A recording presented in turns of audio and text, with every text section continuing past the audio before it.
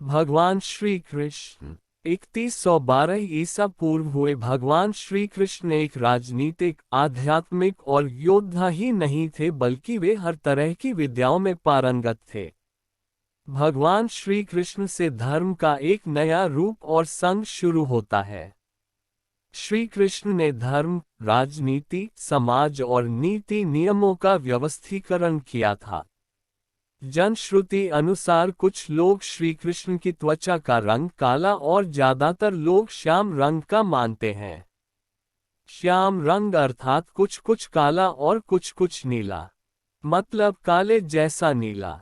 जैसा सूर्यास्त के बाद जब दिन अस्त होने वाला रहता है तो आसमान का रंग काले जैसा नीला हो जाता है। कुछ के मतानुसार उनका रंग न तो काला और न ही नीला था। यह भी कि उनका रंग काला मिश्रित नीला भी नहीं था। उनकी त्वचा का रंग श्याम रंग भी नहीं था। दरअसल उनकी त्वचा का रंग मेघ श्यामल था, अर्थात काला, नीला और सफेद मिश्रित रंग। प्रचलित मान्यताओं के अनुसार माना जाता है कि उनके शरीर से मादक गंध निकलती रहती थी। इस गंध को वे अपने गुप्त अभियानों में छुपाने का उपक्रम करते थे। यही खूबी द्रौपदी में भी थी। द्रौपदी के शरीर से भी सुगंध निकलती रहती थी जो लोगों को आकर्षित करती थी। सभी इस सुगंध की दिशा में देखने लगते थे। इसीलिए अज्ञातवास के समय द्रौपदी ने चंदन, उपटन और इत्रादि का कार्य किया, जिसके चलते उनको सैरंध्री कहा जाने लगा था। माना जाता है कि श्री कृष्ण के शरीर से निकलने वाली गंध गोपिका चंदन और कुछ कुछ रातरानी की सुगंध से मिलती जुलती थी।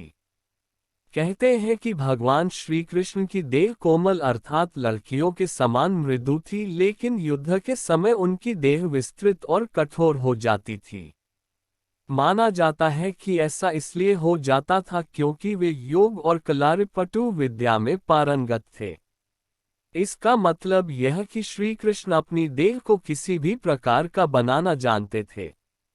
इसीलिए स्त्रियों के समान दिखने वाला उनका कोमल शरीर युद्ध के समय अत्यंत ही कठोर दिखाई देने लगता था।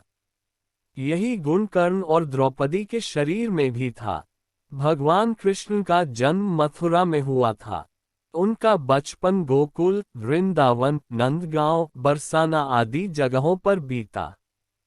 द्वारिका को उन्होंने अपना निवास स्थान बनाया और सोमनाथ के पास स्थित प्रभास क्षेत्र में उन्होंने देह छोड़ दी। दरअसल भगवान कृष्ण इसी प्रभास क्षेत्र में अपने कुल का नाश देखकर बहुत व्यथित हो गए थे। वे तभी से वहीं रहने लगे थे। एक दिन वे एक वृक्ष के नीचे विश्राम कर रहे थे, तभी किसी बहेलिये ने उनको हिरण समझकर तीर मार दिया। यह तीर उनके पैरों में जाकर लगा और तभी उन्होंने देह त्यागने का निर्णय ले लिया। एक दिन वे इसी प्रभाव क्षेत्र के वन में एक पीपल के वृक्ष के नीचे योग निद्रा में लेटे थे, तभी जरा नामक एक बहेलिये ने भूलवश उन्हें हिरण समझकर विषयुक्त बाण चला दिया, जो उनके पैर के तलुवे में जाकर लगा और भगवान श्री कृष्ण ने इसी को बहाना बनाकर देह त्याग दी। भगवान श्री कृष्ण ने जब देह त्याग किया तब उनकी देह के केश न तो श्वेत थे और न ही उनके शरीर पर किसी प्रकार से झुर्रियां पड़ी थी, अर्थात वे 119 वर्ष की उम्र में भी युवा जैसे ही थे। भगवान कृष्ण ने गुजरात के समुद्री तट पर अपने पूर्वजों की भूमि पर एक भव्य नगर का निर्माण किया था। कुछ विद्वान कहते हैं कि उन्होंने पहले से उजाड़ पड़ी कुशस्थली को फिर से निर्मित करवाया था। माना जाता है कि भगवान श्री कृष्ण अंतिम वर्षों को छोड़कर कभी भी द्वारिका में 6 महीने से ज्यादा नहीं रहे। जो भी हो, श्री कृष्ण की इस नगरी को विश्वकर्मा और मयदानव ने मिलकर बनाया था। विश्वकर्मा देवताओं के और मयदानव असुरों के इंजीनियर थे। दोनों ही राम के काल में भी थे। इतिहासकार मानते हैं कि द्वारिका जल में डूबने से पहले नष्ट की गई थी। किसने नष्ट किया होगा द्वारिका को, यह सवाल अभी भी बना हुआ है। हालांकि समुद्र के भीतर द्वारिका के अवशेष ढूंढ लिए गए हैं। वहां उस समय के जो बर्तन मिले हैं वो 1528 ईसा पूर्व से 3000 ईसा पूर्व के बताए जाते हैं। भारतीय मतानुसार भगवान श्री कृष्ण ने ही मार्शल आर्ट का आविष्कार किया था।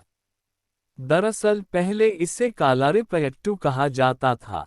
इस विद्या के माध्यम से ही उन्होंने चाणूर और मुष्टिक जैसे मल्लों का वध किया था। तब उनकी उम्र 16 वर्ष की थी। मथुरा में दुष्ट रजक के सिर को हथेली के प्रहार से काट दिया था। श्री कृष्ण ने मार्शल आर्ट का विकास ब्रज क्षेत्र के वनों में किया था। डांडिया रास उसी का एक नृत्य रूप है। कालारिपयट्टू विद्या का प्रथम आचार्य श्री कृष्ण को ही माना जाता है। हालांकि इसके बाद इस विद्या को अगस्त्य मुनि ने प्रचारित किया था। इस विद्या के कारण ही नारायणी सेना भारत की सबसे भयंकर प्रहारक सेना बन गई थी। श्री कृष्ण ने ही कलारिपयट्टू की नींव रखी, जो बाद में बौद्ध धर्म से होते हुए आधुनिक मार्शल आर्ट में विकसित हुई। बौद्ध धर्म के कारण ही यह विद्या चीन, जापान आदि बौद्ध राष्ट्रों में खूब फली फूली। आज भी यह विद्या केरल और कर्नाटक में प्रचलित है। श्री कृष्ण ने इस विद्या को अपनी नारायणी सेना को सिखा रखा था। डांडिया रास इसी का एक रूप है। मार्शल आर्ट के कारण उस काल में नारायणी सेना को भारत की सबसे भयंकर प्रहारक माना जाता था। श्री कृष्ण के पास यूं तो कई प्रकार के दिव्यास्त्र थे, लेकिन सुदर्शन चक्र मिलने के बाद सभी और उनकी साख बढ़ गई थी। शिवाजी सावंत की किताब युगांधर अनुसार श्री कृष्ण को भगवान परशुराम ने सुदर्शन चक्र प्रदान किया था, तो दूसरी ओर वे पाशुपतास्त्र चलाना भी जानते थे। पाशुपतास्त्र शिव के बाद श्री कृष्ण और अर्जुन के पास ही था। इसके अलावा उनके पास प्रस्वपास्त्र भी था, जो शिव, वसुगण, भीष्म के पास ही था। प्रचलित मान्यता अनुसार कृष्ण ने असम में बाणासुर और भगवान शिव से युद्ध के समय प्रयोग किए गए महेश्वर ज्वर के विरुद्ध वैष्णव ज्वर का प्रयोग कर विश्व का प्रथम जीवाणु युद्ध लड़ा था। हालांकि यह शोध का विषय हो सकता है। कृष्ण से प्रद्युम्न का और प्रद्युम्न से अनिरुद्ध का जन्म हुआ। प्रद्युम्न के पुत्र तथा कृष्ण के पौत्र अनिरुद्ध की पत्नी के रूप में उषा की ख्याति है। अनिरुद्ध की पत्नी उषा शोणितपुर के राजा वानासुर की कन्या थी। अनिरुद्ध और उषा आपस में प्रेम करते थे। उषा ने अनिरुद्ध का हरण कर लिया था। वानासुर को अनिरुद्ध उषा का प्रेम पसंद नहीं था। उसने अनिरुद्ध को बंधक बना लिया था। वानासुर को शिव का वरदान प्राप्त था। भगवान शिव को इसके कारण श्री कृष्ण से युद्ध करना पड़ा था। अंत में देवताओं के समझाने के बाद यह युद्ध रुका था। भगवान श्री कृष्ण 64 कलाओं में दक्ष थे। एक ओर वे सर्वश्रेष्ठ धनुर्धर थे तो दूसरी ओर वे द्वंद्व युद्ध में भी माहिर थे। इसके अलावा उनके पास कई अस्त्र और शस्त्र थे। उनके धनुष का नाम सारंग था। उनके खड्ग का नाम नंदक, गदा का नाम कौमोदकी और शंख का नाम पंचन्य था, जो गुलाबी रंग का था। श्री कृष्ण के पास जो रथ था उसका नाम जैत्र, दूसरे का नाम गरुड़ध्वज था। उनके सारथी का नाम दारुक था और उनके अश्वों का नाम श्याव्य, सुग्रीव, मेघपुष्प और बलाहक था। कृष्ण के बारे में अक्सर यह कहा जाता है कि उनकी 16,000 पटरानियां थीं, लेकिन यह तथ्य गलत है। उनकी मात्र 8 पत्नियां थीं। कृष्ण की जिन 16,000 पटरानियों के बारे में कहा जाता है, दरअसल वे सभी भौमासुर, जिसे नरकासुर भी कहते हैं, उसके यहाँ बंधक बनाई गई महिलाएं थीं जिनको श्री कृष्ण मुक्त कराया था। ये महिलाएं किसी की माँ थी, किसी की बहन तो किसी की पत्नियां थीं जिनको भौमासुर अपहरण करके ले गया था। दरअसल ब्रह्मवैवर्त पुराण, गीत गोविंद और जनश्रुतियों में इसका जिक्र है कि राधा, ललिता आदि उनकी प्रेमिकाएं थीं। राधा की कुछ सखियां भी कृष्ण से प्रेम करती थीं, जिनके नाम निम्न हैं: चित्रा, सुदेवी, ललिता, विशाखा, चंपकलता, तुंगविद्या, इंदुलेखा, रगदेवी और सुदेवी।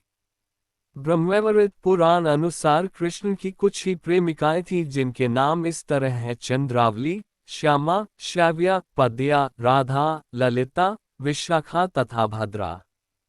माना जाता है कि ललिता नाम की प्रेमिका को मोक्ष नहीं मिल पाया था, तो बाद में उसने मीरा के नाम से जन्म लिया। श्री कृष्ण की प्रेमिका राधा का जिक्र महाभारत में कहीं भी नहीं मिलता है। इसके अलावा सबसे पुराने हरिवंश और विष्णु पुराण में भी राधा का जिक्र नहीं मिलता। भागवत पुराण में भी राधा का जिक्र नहीं है। ब्रह्मवैवर्त पुराण के बारे में कहा जाता है कि संभवतः यह चाणक्य या गुप्त काल में लिखा गया था। श्री कृष्ण ने अपने गुरु संदीपनि को जब गुरु दक्षिणा मांगने के लिए कहा, तब गुरु ने कहा कि मेरे पुत्र को एक असुर उठा ले गया है, आप उसे वापस ले आए तो बड़ी कृपा होगी। श्री कृष्ण ने गुरु के पुत्र को कई जगह ढूंढ और अंत में वे समुद्र के किनारे चले गए, जहां से उन्हें पता चला कि असुर उसे समुद्र में ले गया है, तो श्री कृष्ण भी वहीं पहुंच गए। बाद में पता चला कि उसे तो यमराज ले गए हैं, तब श्री कृष्ण ने यमराज से गुरु के पुत्र को हासिल कर लिया और गुरु दक्षिणा पूर्ण की। ऐसे कई उदाहरण हैं जब भगवान कृष्ण ने लोगों को फिर से जीवित कर दिया। भीम पुत्र घटोत्कच के पुत्र बर्बरीक की गर्दन कटी होने के बावजूद श्री कृष्ण ने उसे महाभारत युद्ध की समाप्ति तक जीवित रखा। हिंदू धर्म के बेहद पवित्र स्थल और 4 धामों में से एक जगन्नाथपुरी की धरती को भगवान विष्णु का स्थल माना जाता है। जगन्नाथ मंदिर से जुड़ी एक बेहद रहस्यमय कहानी प्रचलित है।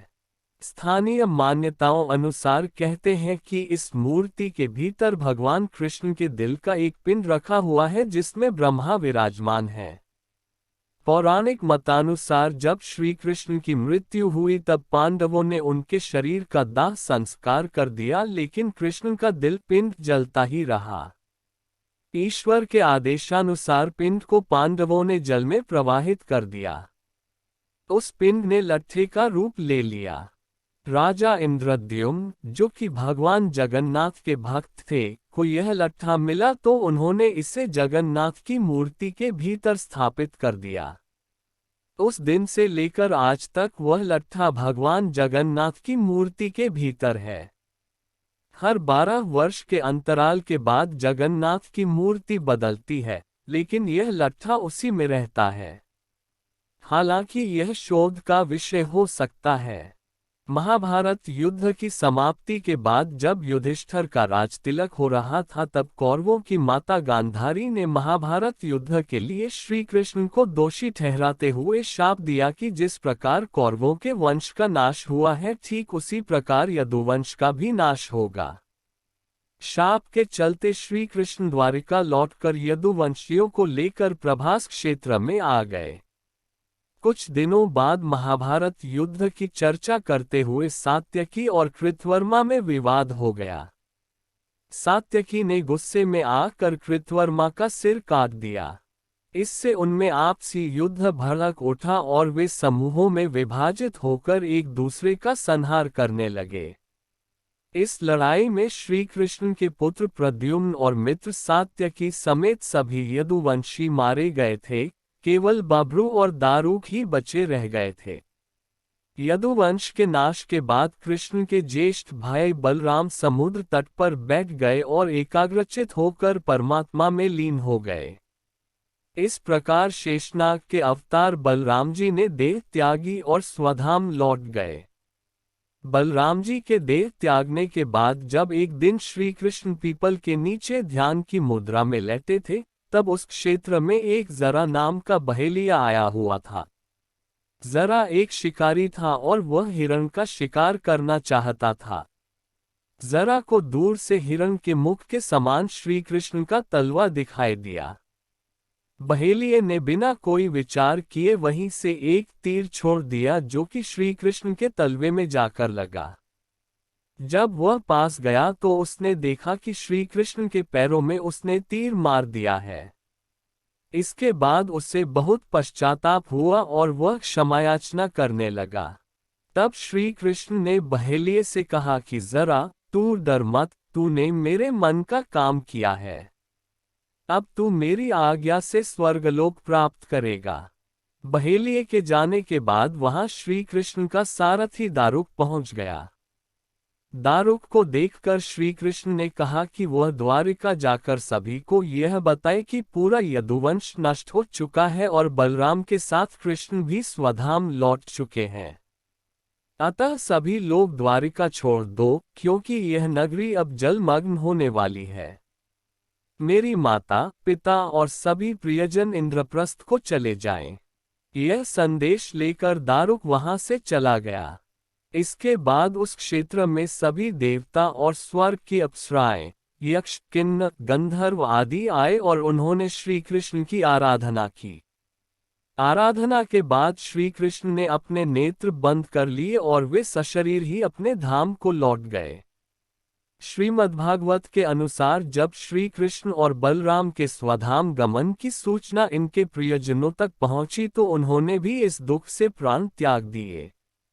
देवकी, रोहिणी, वसुदेव, बलराम जी की पत्नियां, श्री कृष्ण की पटरानियां आदि सभी ने शरीर त्याग दिए।